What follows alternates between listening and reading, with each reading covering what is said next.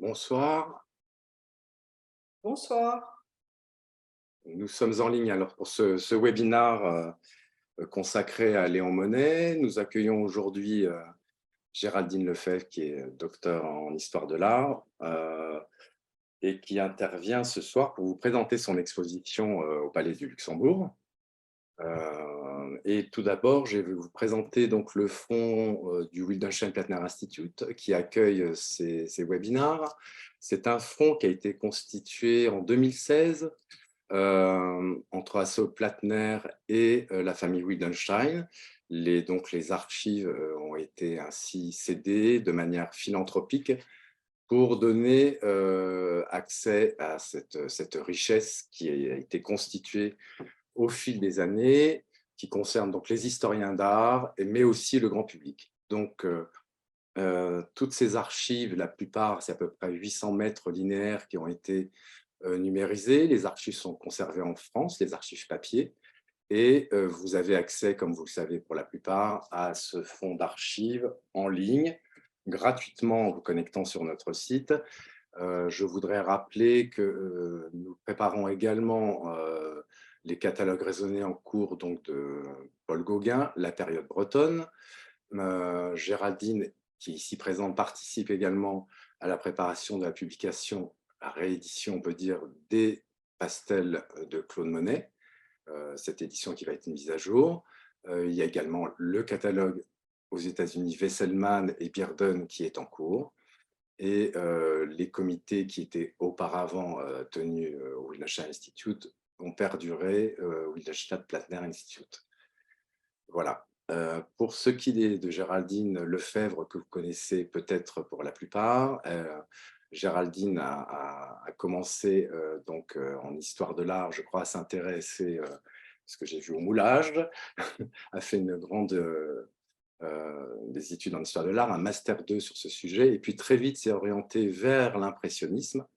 Et on peut dire que c'est presque, et c'est sûrement sa terre natale, hein, puisqu'elle est originaire de Sainte-Adresse et du Havre, baignée dans les lumières impressionnistes directement, ce qui fait que depuis plusieurs années, elle affine ses recherches sur les lieux du peintre, et particulièrement Claude Monet. Elle a également organisé une exposition sur Monet et Auburtin, des sujets toujours très pointus, qui sont des recherches qui peuvent demander plusieurs années sur les corrélations que Monet entretenait avec son territoire, avec ses contemporains et avec tout le monde impressionniste et même moderne à l'époque.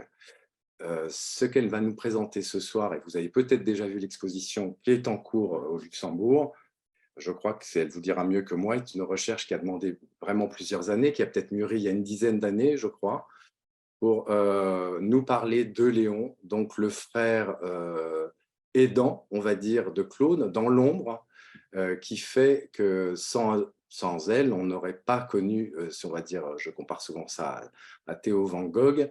En fait, c'est la personne qui a vraiment été là, presque en sourdine, pour soutenir son frère. Voilà. Mais elle vous le dira encore mieux que moi. Donc, passez un bon moment, et à la fin de si on a le temps de ce webinaire, vous pourrez poser vos questions dans le Q&A que vous voyez apparaître dans la barre en bas de votre écran. Voilà. À tout à l'heure alors. Je laisse la parole à Géraldine. Merci beaucoup Pascal de cette présentation. Donc, je suis très heureuse effectivement de vous parler ce soir donc, de Léon Monnet, frère de l'artiste et collectionneur. Donc Léon Monnet, c'est une exposition qui a ouvert maintenant le 15 mars au musée du Luxembourg. Donc Léon Monnet était le frère aîné de Claude Monet. Et donc c'est important, je vais rappeler quelques jalons, mais en 1872, alors que Claude Monet peint son chef-d'œuvre, Impression soleil levant, Léon, lui, de son côté, est à Rouen et fonde la Société industrielle de Rouen. Au même moment, il va s'associer à une industrie, à une puissante société, je dirais, suisse, qui s'appelle Guégui Co, qui est spécialisée dans les couleurs synthétiques à l'aniline. Et il va au même moment donc décider d'apporter un soutien actif à son frère, son petit frère Claude et à ses amis impressionnistes. Donc ce sont les prémices à ce moment-là de la constitution d'une remarquable collection d'art moderne, d'art impressionniste. Et Léon va donc acquérir des peintures de son frère, bien sûr, mais aussi de Sisley, Pissarro, Renoir, mais également des estampes japonaises. Donc, tous ces éléments que l'on va voir à travers ce webinaire. Je vais également vous présenter l'aspect plus scientifique de ce projet à travers justement les couleurs et les couleurs pour lesquelles Léon Monnet vraiment a consacré toute sa vie. Donc, ces couleurs synthétiques à l'aniline. Je vais vous présenter également des échantillons de tissus. Également, vous verrez un grand nombre de documents d'archives et de nombreuses photographies qui sont pour la plupart issus de collections particulières et issus des collections des descendants de Léon Monnet, qui sont en fait les derniers Monnet, si je puis m'exprimer ainsi. Alors, à travers ce webinaire et l'exposition, bien sûr, ce sera l'occasion de vous montrer et de peut-être de consacrer quelques instants au portrait de Léon Monnet par Claude, un portrait réalisé en 1874 et qui est vraiment montré au public pour la première fois. Donc, c'est vraiment une découverte à l'occasion de cette exposition. Donc, on va s'arrêter sur ce portrait extrêmement important, peint en 1874. Alors, l'exposition et cette conférence donc, mettent en évidence les choix du collectionneur pour les paysages évoquant son enfance passée au Havre et à cette adresse, ou ceux de son épanouissement professionnel et familial entre Rouen et les Petites Dalles sur la côte normande, que l'on verra très rapidement. Enfin, l'exposition nous conduit vraiment au cœur de la fabrication des couleurs dans une région, Rouen et sa région, la vallée du Cailly, en plein essor de l'industrie textile et chimique. Donc, ce développement sans précédent s'accompagne de la découverte de nombreux pigments synthétiques aux propriétés, on va le voir ensemble, vraiment éclatantes, étincelantes, qui vont impacter la pratique artistique et la palette du peintre. Donc, nous allons aborder tous ces éléments. Donc, une présentation en 4 temps, rapidement, la naissance du projet dans un premier temps. Dans un second temps, nous verrons le rôle de Léon Monnet en tant que collectionneur, cette figure de collectionneur. Puis, nous aborderons Léon Monnet sous l'aspect des couleurs synthétiques, donc cette chimie des couleurs, cette alchimie des couleurs, j'ai presque envie de dire. Puis, dans un dernier temps, nous aborderons la famille Monnet, donc les temps forts de la relation fraternelle. Donc, voilà pour cette présentation. Voilà, donc abordons la première partie de ce webinaire avec la naissance du projet. Pascal le disait en introduction, un projet qui remonte au moins une dizaine d'années, au moins pour l'idée du projet en lui-même, si vous voulez. C'est tout simplement en travaillant sur le catalogue raisonné de Claude Monnet, édité par le Wildenstein Institute, que je me suis rendu compte, avec beaucoup de surprise d'ailleurs, qu'un certain nombre d'œuvres reproduites au catalogue étaient restées en noir et blanc, donc on n'avait que des très mauvais visuels, parfois même pas de visuels, et qu'il y avait dans l'historique de l'œuvre mention de Léon Monnet. Donc c'est là, pour moi, une découverte à ce moment-là, mention de ce frère, Léon Monnet, et associé au nom de Léon Monnet, au moins une dizaine d'œuvres dans le catalogue raisonné. Donc l'idée de base, voilà, en partant du catalogue raisonné, je me suis donc rendu compte qu'il y avait derrière ce frère un collectionneur, un mécène, quelqu'un qui avait acquis des œuvres de son frère. Donc, c'était vraiment intéressant, mais on avait très peu d'éléments à ce stade.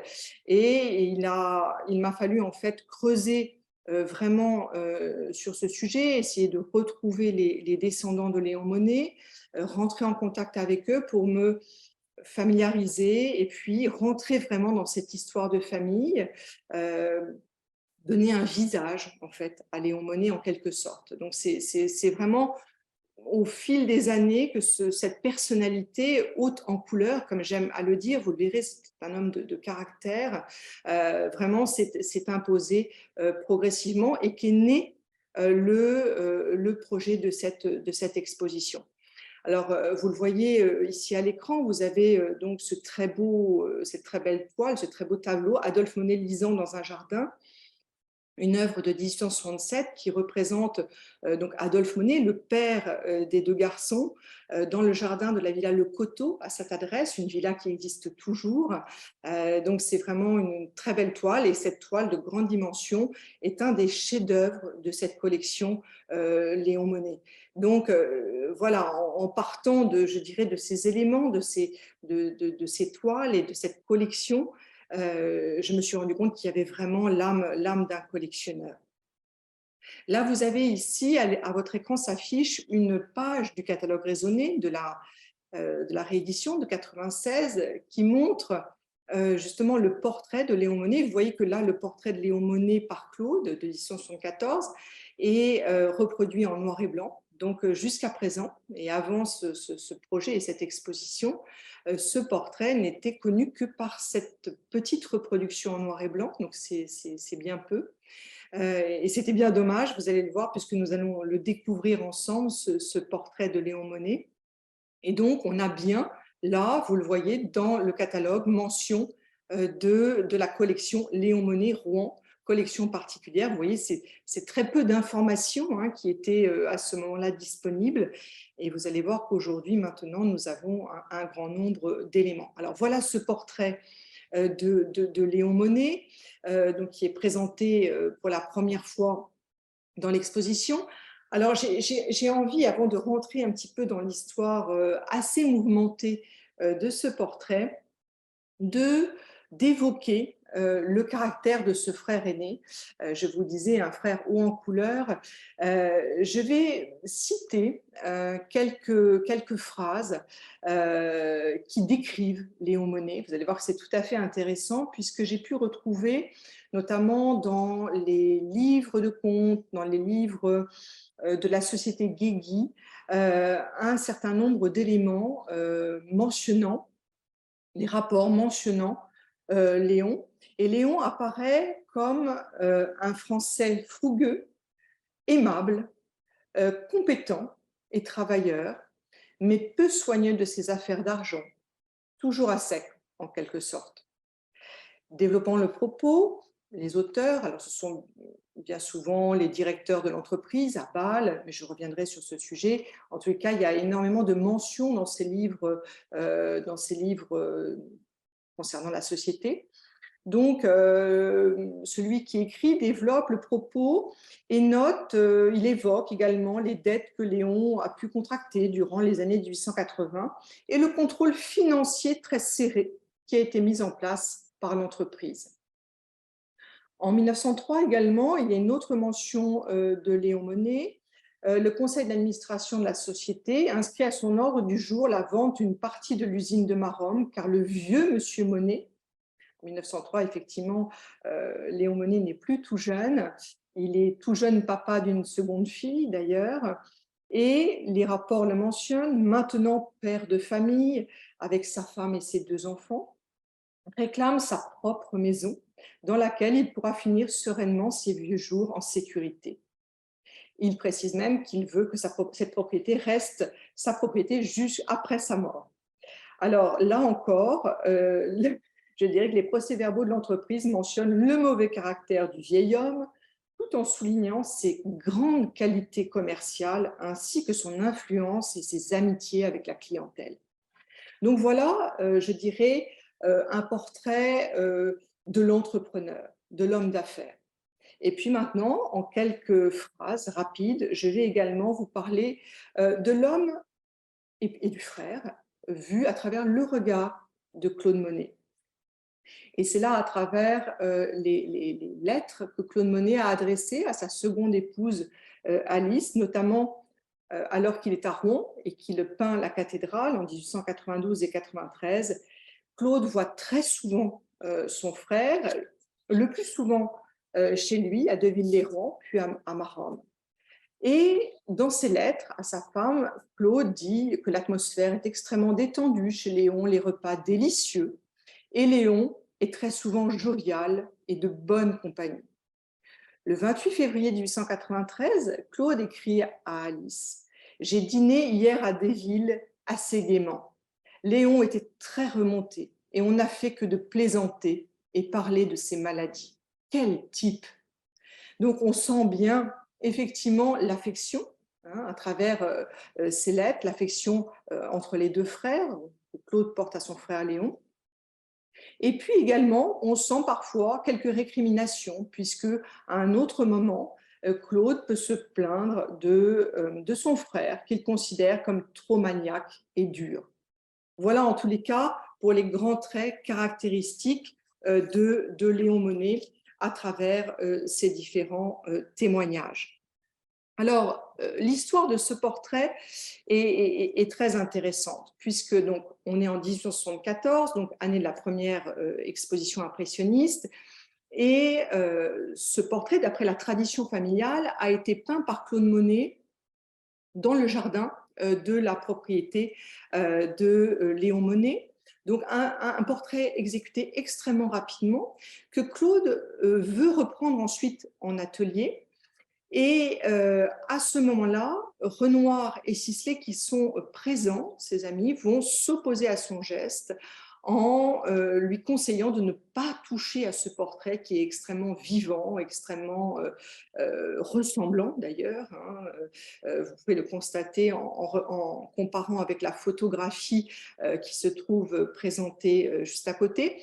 Donc, Claude ne reprend pas ce portrait et l'offre à son frère, qui va très mal accepter en fait ce portrait. Il va le garder, mais refuser de le présenter dans le grand salon où sont présentées l'ensemble des œuvres de sa collection. En fait, Léon Monnet va cacher ce portrait dans son bureau, probablement. En tout cas, il n'est pas visible pour les visiteurs qui viennent nombreux visiter cette collection à Rouen. Donc, on peut se poser la question de savoir pourquoi Léon Monnet a refusé ce portrait. On peut imaginer en premier lieu que c'est un petit peu l'aspect caricatural de ce visage qui finalement n'a pas été accepté par Léon Monnet. Effectivement, vous pouvez remarquer à la fois, et je pense que vous le voyez sur votre écran, le côté très… en fait, on voit très très bien la touche. En fait, c'est un portrait qui n'est absolument pas lisse. Effectivement, Léon Monnet n'est pas représenté de manière idéale, mais plutôt de manière extrêmement réaliste, avec une touche très marquée, des touches de jaune, de vert, de orangé, très prononcées notamment au niveau des pommettes. On peut aussi imaginer que Léon Monnet a mal reçu, je dirais, ce portrait parce que on sent que le chapeau melon est un peu posé de travers. Il y a un côté presque caricatural, hein, on n'est pas très loin des caricatures des notables havrais que Claude Monet réalisait pendant ces jeunes années. En tous les cas, un portrait qui a été caché donc par Léon Monnet. Alors, je vous montre ici donc l'arrivée de ce portrait au sein des espaces d'exposition au Musée du Luxembourg, où il se trouve toujours actuellement. Vous voyez donc l'accrochage du chef-d'œuvre et puis également donc le parallèle qui est fait dans l'exposition avec un certain nombre de photographies de Léon Monnet. Notamment ici Léon Monnet qui se tient dans le jardin justement de la maison de Maromme avec sa seconde fille Louise. Donc vous avez ici une autre photographie du montage de l'exposition, notamment avec l'accrochage des textes de salle. Là également, je vous montre ici, et c'est, je pense, très intéressant de comprendre quelles sont les bases d'une recherche. J'évoquais avec vous le catalogue raisonné de l'œuvre de Claude Monet, mais il y a également tous les carnets de comptes de Claude Monet, qui sont conservés au musée Marmottan-Monet à Paris, ont été une base de travail et m'ont permis de retrouver un certain nombre de tableaux donc acheté, acquis par Léon Monnet. Vous le voyez sur votre écran, là il s'agit en l'occurrence d'une vue de Zaandam, acquise, canal à Zaandam, acquise par Léon Monnet pour la somme de 200 francs. Il faut savoir que les trois carnets de comptes de Claude Monet font mention, surtout dans les premières années, mais on le retrouve dans le second carnet, mais on font mention de Léon Monnet. Donc il y a plusieurs acquisitions, certaines qui ont été tout à fait identifiées, d'autres qui ne le sont pas encore, donc ce qui laisse encore un certain... voilà, il y a encore plein de mystères dans cette collection, bien sûr, c'est un premier état des lieux, je dirais, mais il y aura sûrement d'autres découvertes. Alors également, une des bases de cette recherche a été cette photographie en noir et blanc qui est conservée dans les archives du Wildenstein-Platner Institute et à partir de laquelle également j'ai travaillé et à partir de laquelle j'ai pu aussi retrouver un certain nombre de tableaux. Vous le voyez ici, je vous présente à l'écran, alors au centre de ce mur, vous avez dans la partie haute un très beau Bordighera par Claude Monet de 1884. Qui se trouve aujourd'hui conservé au musée Barberini à Potsdam. Vous avez dans la partie inférieure au centre un très beau Renoir, l'Institut qui est aujourd'hui en collection particulière. Et de part et d'autre, un certain nombre de tableaux. Alors dans les parties hautes, vous avez un tableau de Renoir et également un Pissarro, deux Pissarro dans la bande médiane. Et puis derrière Léon Monet, vous le devinez à peine, c'est un très, très joli tableau des débuts de Claude Monet. On va revenir sur cette œuvre. Et également, vous avez de l'autre côté, derrière la jeune femme, une autre toile de Claude Monet. Donc, l'ensemble de ces œuvres maintenant sont totalement identifiées. Donc, voilà, cette photographie n'a plus de mystère, mais je reviendrai sur ce sujet. En tout cas, ça a été vraiment, là encore, un élément important de la recherche. Alors là, je vous montre également donc, cette photographie au sein de l'exposition. Donc, vous voyez comment un petit peu les choses sont mises en valeur avec les petites vignettes de chacun des tableaux. Voilà. Maintenant, nous allons aborder le rôle de Léon Monnet en tant que collectionneur. Donc, il faut savoir que Léon Monnet fait partie de la première génération des collectionneurs impressionnistes au moment où finalement les impressionnistes ne sont pas encore qualifiés d'impressionnistes, hein, puisque ce bonbon n'arrivera qu'en 1874. Donc, c'est vraiment un des tout premiers soutiens de ces jeunes artistes. Il va acquérir très tôt un certain nombre de paysages et de natures mortes exécutés par son frère, à l'époque où celui-ci d'ailleurs travaille au Havre, à Honfleur, à Étretat, et a beaucoup de mal à trouver des clients. Hein. Dans les débuts, il y a vraiment que les Gaudibert au Havre ou encore Ernesto Chede qui sont présents et qui vont acquérir des œuvres, mais il y a également Léon Monnet qui est là. Et donc, vous le verrez, nous allons le voir ensemble, ces premiers achats ont vraiment un caractère très intime et familial. Hein, ce caractère apparaît d'emblée. Et ce sont des achats qu'on pourrait situer autour des années 1870. Alors, Léon Monnet apprécie également la peinture de Camille Pissarro, d'Alfred Sisley, d'Auguste Renoir. Il va chercher à les promouvoir localement, malgré l'indifférence des institutions. Et c'est important de le comprendre car Léon Monnet va effectivement décider de présenter les œuvres impressionnistes de sa collection dans les expositions municipales de Rouen, notamment en 1864 et 1872. Également, on retrouve Léon Monnet en 1875 à Paris lors de la première grosse vente impressionniste organisée le 24 mars 1875. Il est présent à cette première grande vente et qui s'ouvre à l'hôtel Drouot. Et il va être le deuxième plus gros enchérisseur derrière Durand-Ruel, qui lui va acheter environ 18 peintures. Et Léon Monnet se situe juste derrière Durand-Ruel avec au moins 5 œuvres avérées, acquises, peut-être même 7. Hein, il reste une question sur deux œuvres. Donc c'est vraiment un premier soutien en vente publique des impressionnistes. Il va également soutenir les artistes rouennais moins connus mais ayant de réelles qualités artistiques.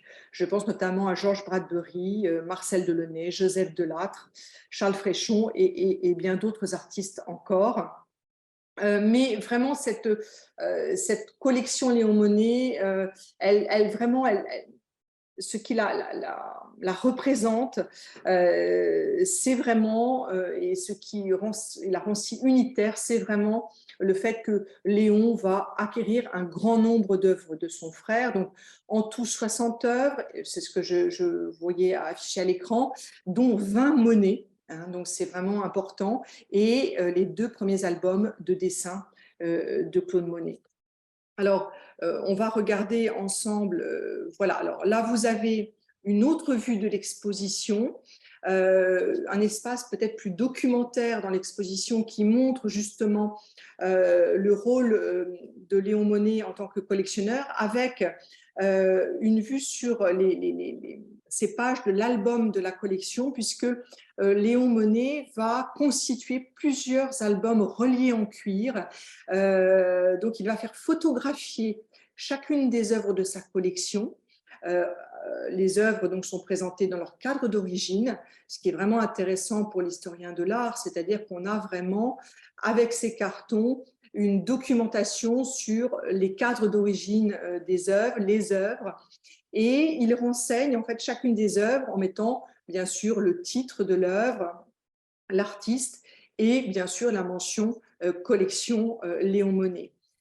Donc tous ces petits cartons que vous voyez sur le mur en fait constituaient plusieurs albums donc de la collection. Également, vous voyez ici au mur donc une vue de cette adresse par Claude Monet qui faisait partie de cette collection Léon Monnet. Et ce qui est intéressant, cette œuvre est présentée avec un cartel développé et le cartel développé présente une vue du revers du tableau puisque les œuvres de cette collection Léon Monnet étaient documentées au revers de la main même de Léon Monnet, puisqu'il a posé une étiquette où il renseignait, où il donnait des renseignements sur les œuvres de sa collection. Donc c'est le cas ici. Donc ça a été un véritable jeu de piste en fait. C'est ça qui était très intéressant, c'est que une fois que j'avais identifié une œuvre de cette collection Léon Monnet, très souvent une étiquette venait confirmer cette identification, puisque Léon Monnet systématiquement précise qu'il s'agit bien d'une œuvre de sa collection.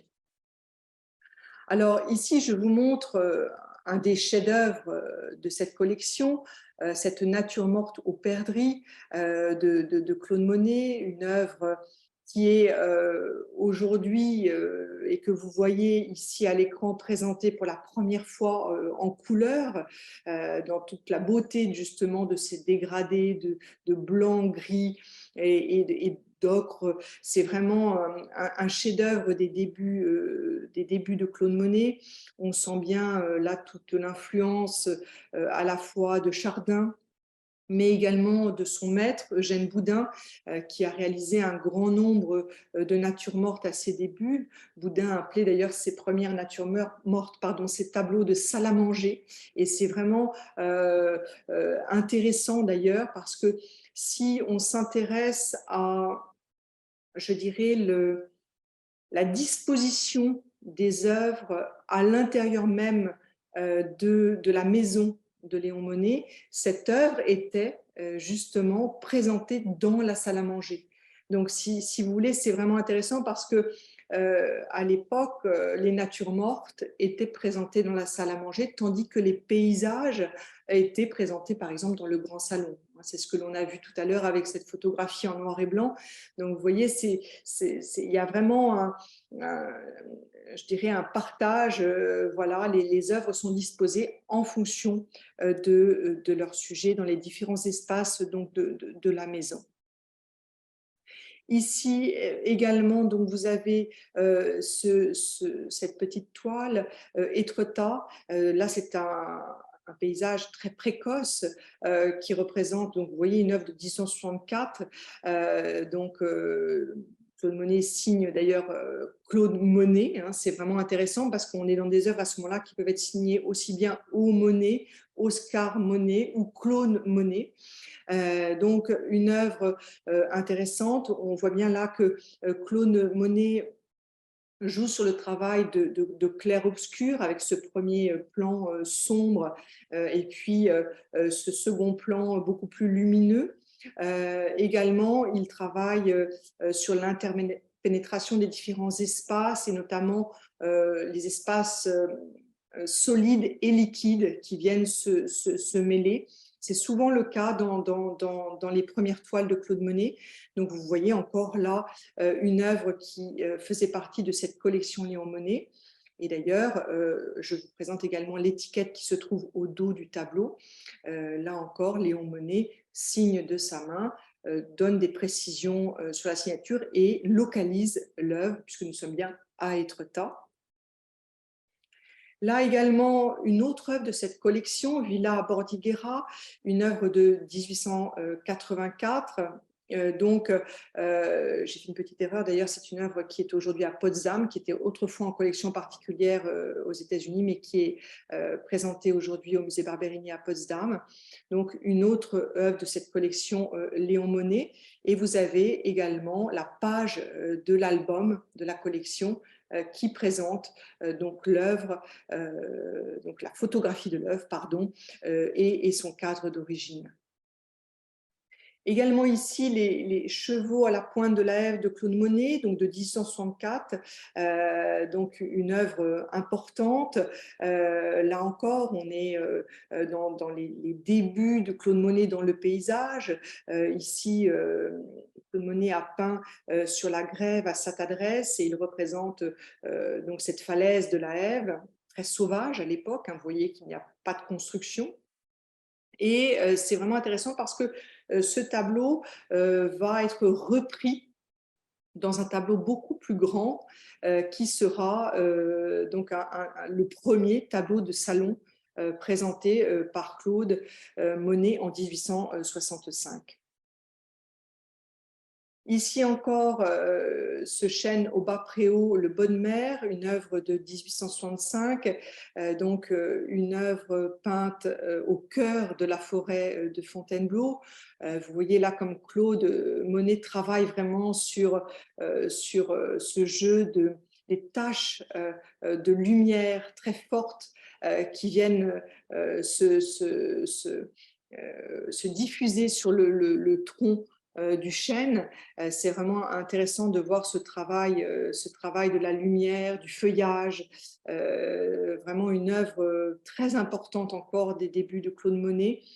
Également donc une acquisition de Léon Monnet. Vous voyez l'importance des œuvres de cette collection.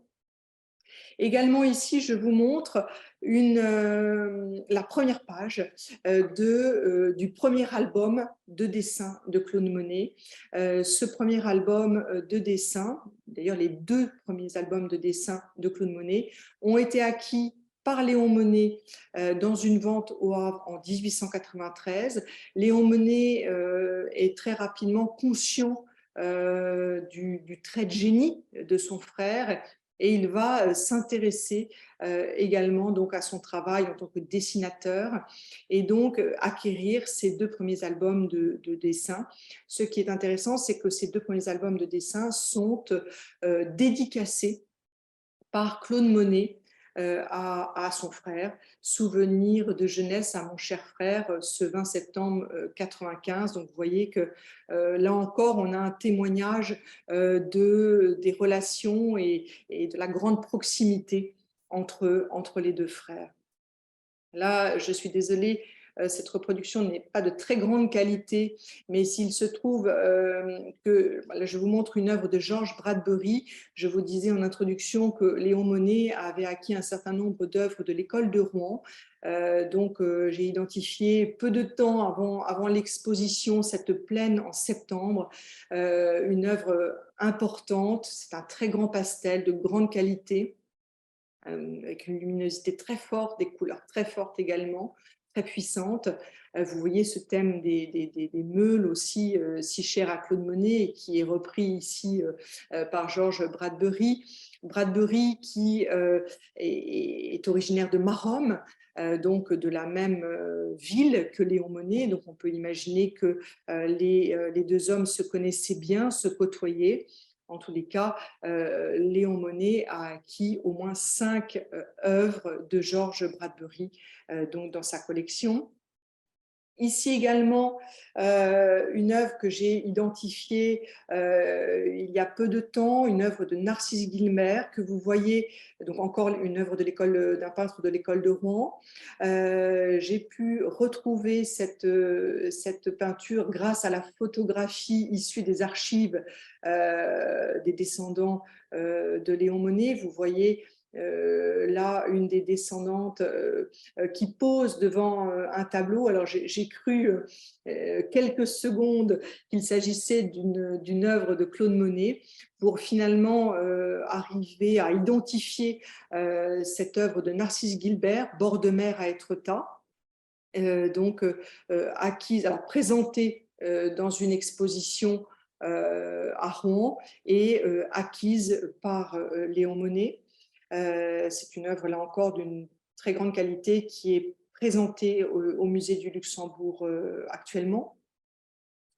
Là, je vous montre également Intérieur ou méditation, une œuvre importante de Claude Monet que Léon Monnet a décidé de présenter à la 23e exposition municipale de Rouen en 1872. Et sur le catalogue de l'exposition, Léon Monnet précise bien qu'il s'agit de sa collection. C'était important pour lui d'apparaître comme vraiment un soutien de ces jeunes artistes non encore reconnus et plutôt assez vivement critiqués. Donc, il affirme qu'il est bien collectionneur et soutien de son frère et de ses amis impressionnistes.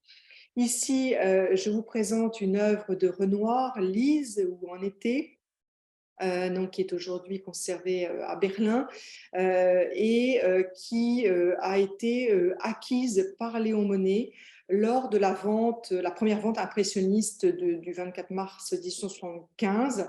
L'œuvre est présentée sous le titre de Petite Bohémienne.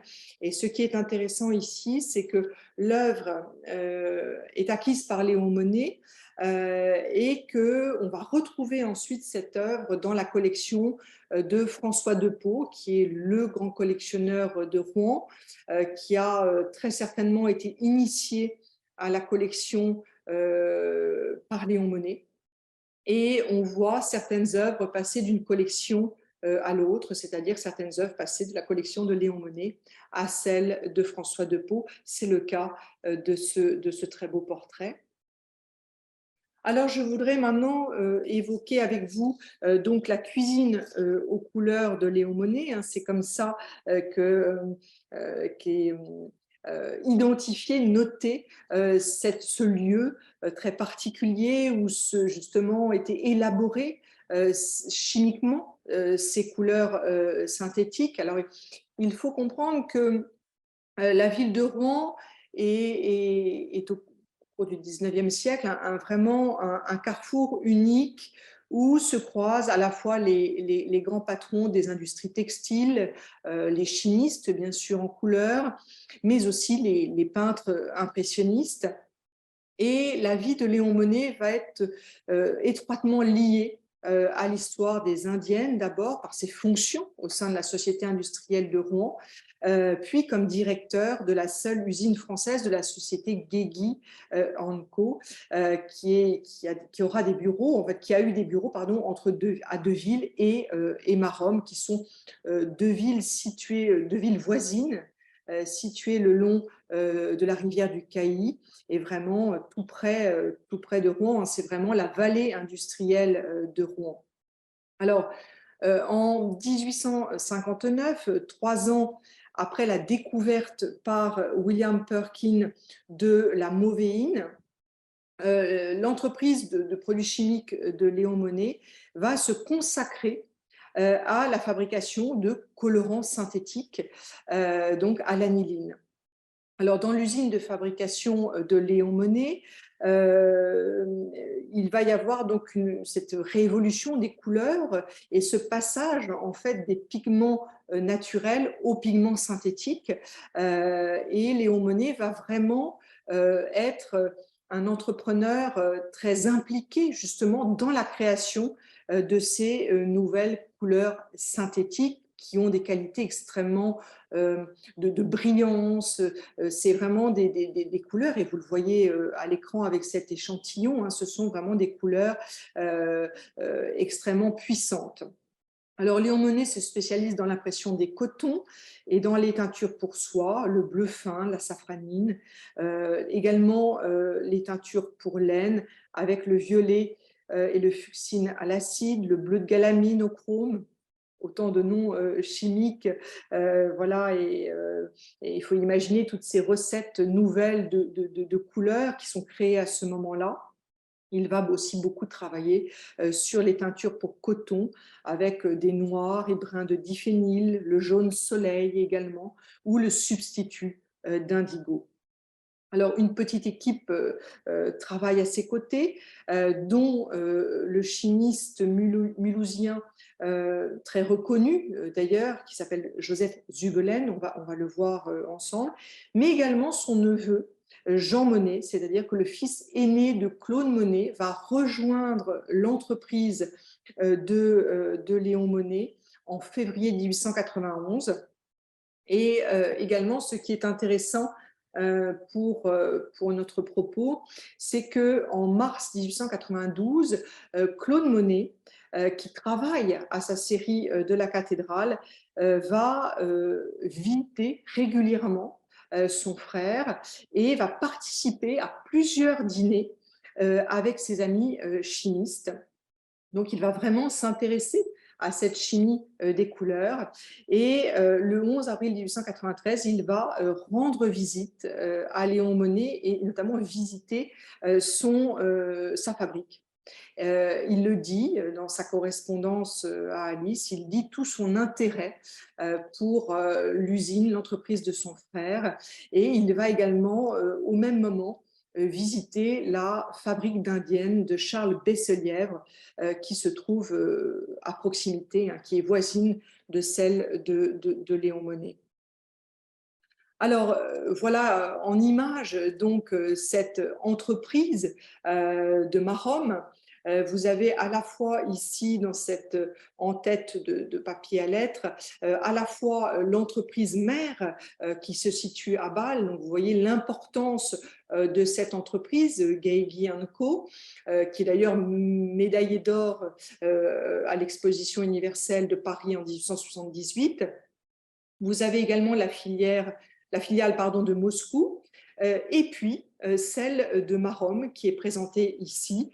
Vous voyez également le rapport entre à la fois cette lithographie, cette gravure, pardon, et la photographie de la manufacture de Léon Monnet qui provient de l'album de photographie de la famille. Donc voilà cette entreprise de Maromme, donc, qui est vraiment la seule filiale française du groupe Guégui, donc dirigée par Léon Monnet. Là, je vous montre également encore, à travers cette lithographie sur vélin, l'entreprise, la maison mère de Bâle. Également ici, vous avez un portrait de Jean-Rod Guégui, donc du directeur de cette entreprise, et également un portrait de Karl Coquelin-Iselin, qui est également un des sous-directeurs, qui va être très présent aux côtés de Léon Monnet à Maromme. Donc voilà, c'est ces deux directeurs qui vont beaucoup compter pour Léon Monnet et que l'on retrouve très souvent dans tous les registres, je dirais, de la société. Petite parenthèse, en fait, j'ai retrouvé l'ensemble de ces archives Guégui au sein de la société Novartis à Bâle, puisque en remontant l'histoire de la société Guégui, je me suis rendu compte que Guégui avait été racheté par Ciba, Ciba par Sandoz, et que ces sociétés avaient été rachetées par le groupe Novartis. Et donc, j'ai immédiatement contacté le groupe Novartis, il y a plusieurs années, bien sûr, de cela, et on a travaillé donc ensemble pendant ces 3 années pour exhumer l'ensemble de ces archives dans lesquelles on retrouve cette présence très importante de Léon Monnet.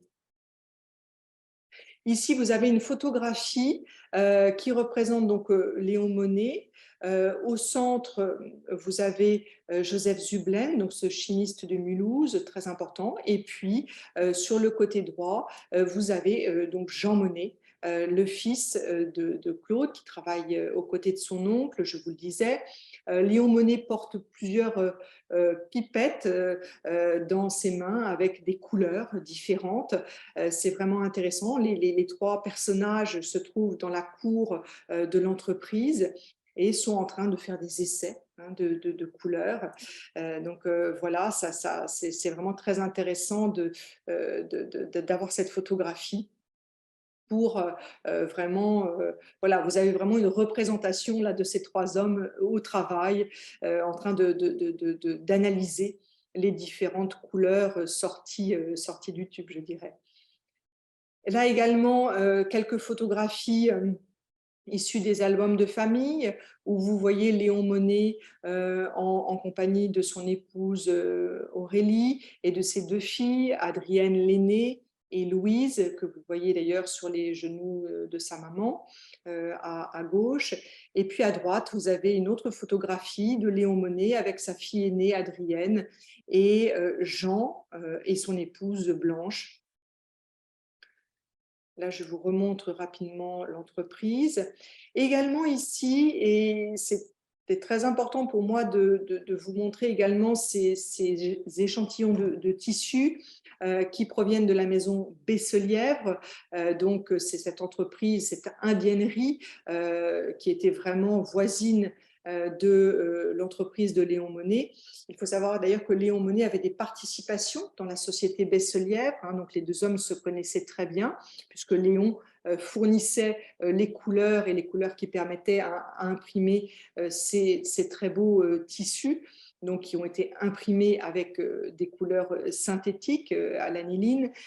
Donc vous voyez également ici dans ces échantillons de tissus l'influence du Japon, vous le noterez, avec à la fois les branches de cerisier, mais également les oiseaux, les échassiers, également les fleurs, je dirais la vague également, le soleil, tous ces éléments, les éventails également, qui sont inspirés du Japon. Donc, c'est vraiment intéressant. Donc, ces tissus qui sont également présentés dans l'exposition du musée du Luxembourg. Également, ici, je vous montre un tableau de Marie-Augustin Zwiller qui montre l'industrie en Alsace. le laboratoire, justement, pour que vous ayez une idée de ce lieu où se créent ces couleurs. Et puis, vous avez ici, en plus, un lait de tissu, hein, donc, avec justement la reproduction de ces couleurs. Vous voyez donc les motifs de fleurs également.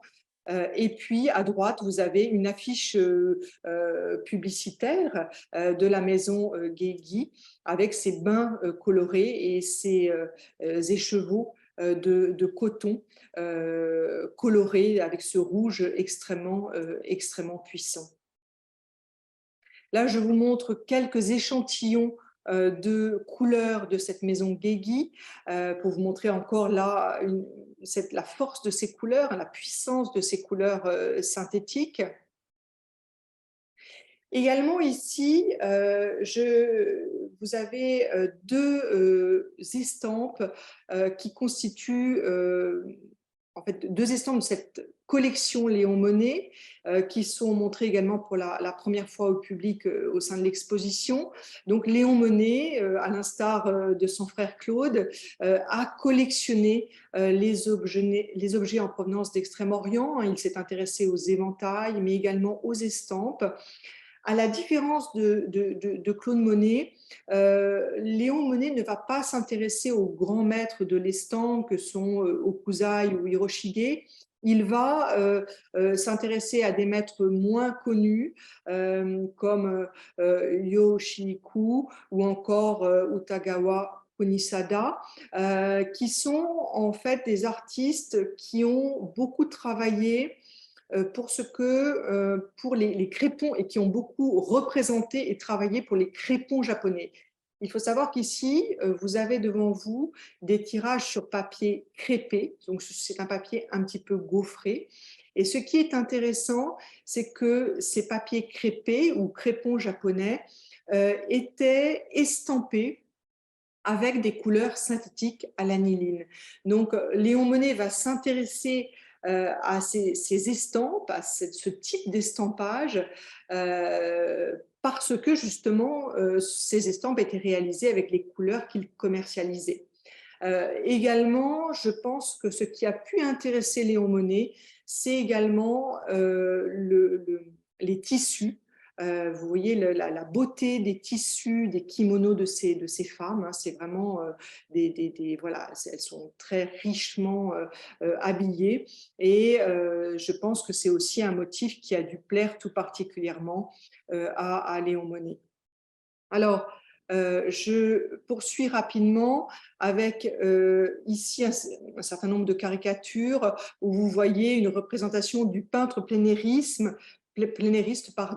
L'exposition présente un certain nombre de caricatures pour montrer justement que les peintres au cours du 19e siècle vont de plus en plus utiliser ces couleurs synthétiques, puisque on le sait, à la fin du 19e siècle, à peu près, je dirais 80% de la palette des impressionnistes est constituée de couleurs synthétiques.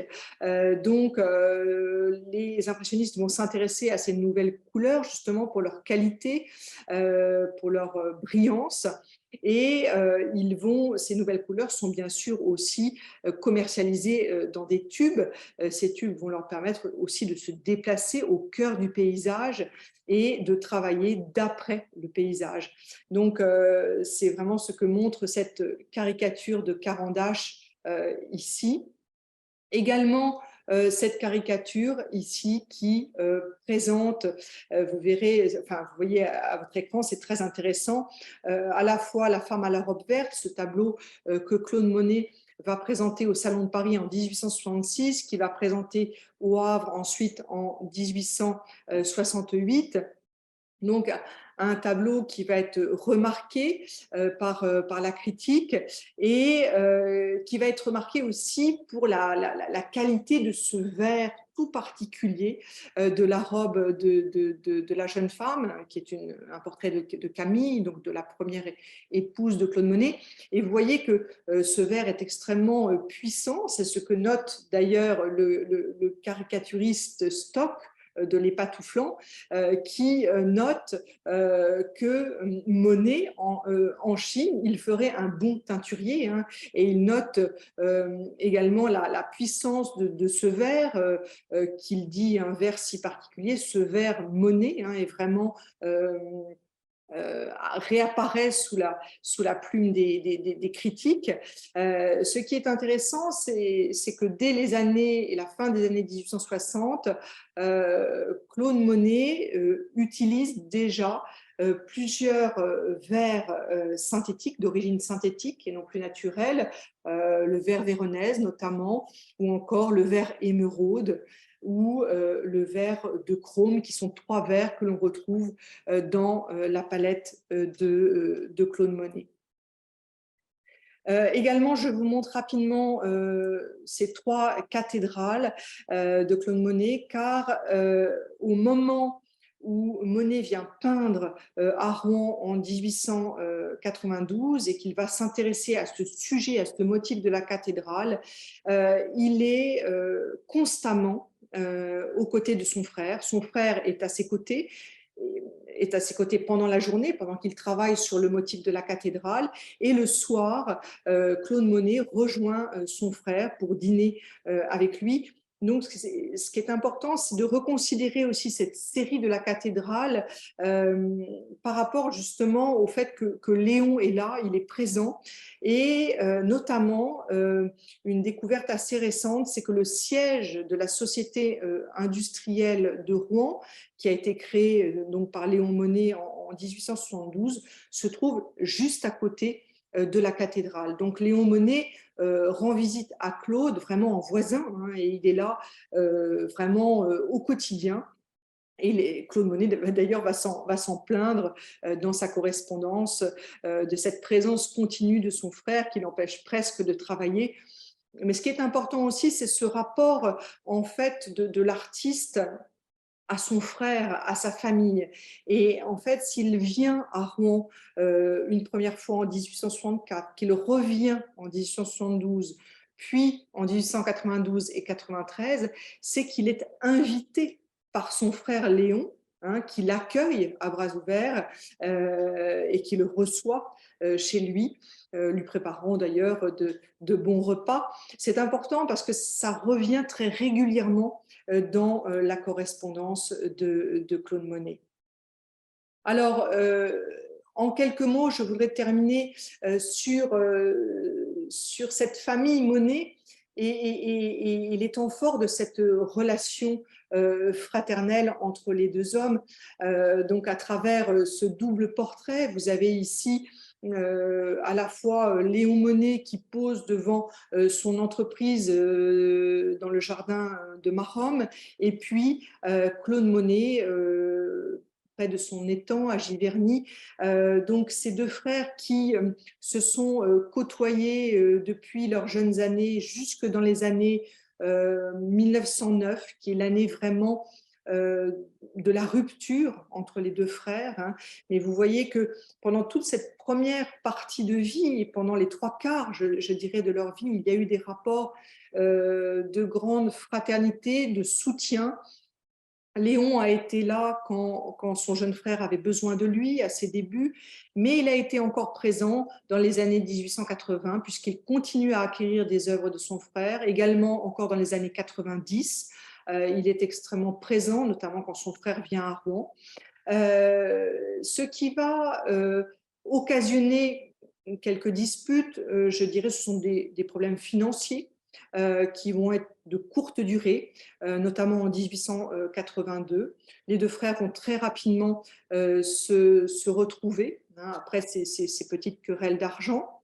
Également, autre temps fort, au moment de son remariage avec Alice Hochédé, Claude Monet va prendre pour témoin de son mariage son frère Léon. Donc là, on est en 1892. Donc vous voyez que les rapports entre les deux frères sont encore très, très forts à ce moment-là. Et puis, à la fin du 19e siècle, ils vont se distendre au moment où Léon Monet, qui a perdu sa première épouse, va en fait se remarier avec Aurélie Bliss. Les deux hommes vont se séparer à ce moment-là. Et puis également les difficultés que Jean, donc le fils aîné de Claude, rencontre au sein de l'entreprise, les rapports houleux qu'il a avec son oncle Léon vont venir à bout en quelque sorte de ces relations fraternelles, puisque en 1909, quand Jean décide de quitter la société de son oncle, à ce moment-là, les deux frères se séparent et ne vont plus se revoir, malgré une tentative de Léon Monnet de revoir son frère en 1911. Les deux frères ne se reverront pas. Léon Monnet décède en 1917 sans avoir revu son frère.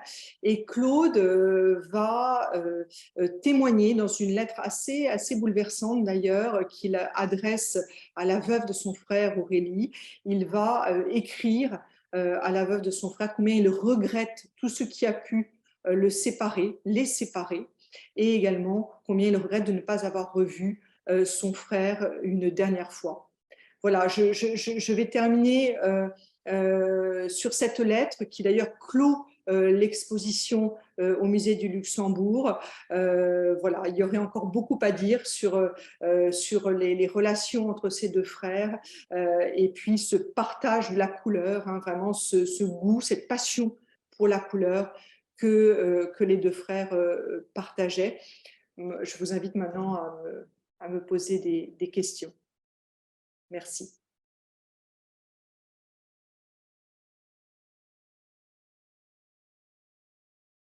Alors, merci hein, Géraldine pour cette, je dirais cette présentation très complète.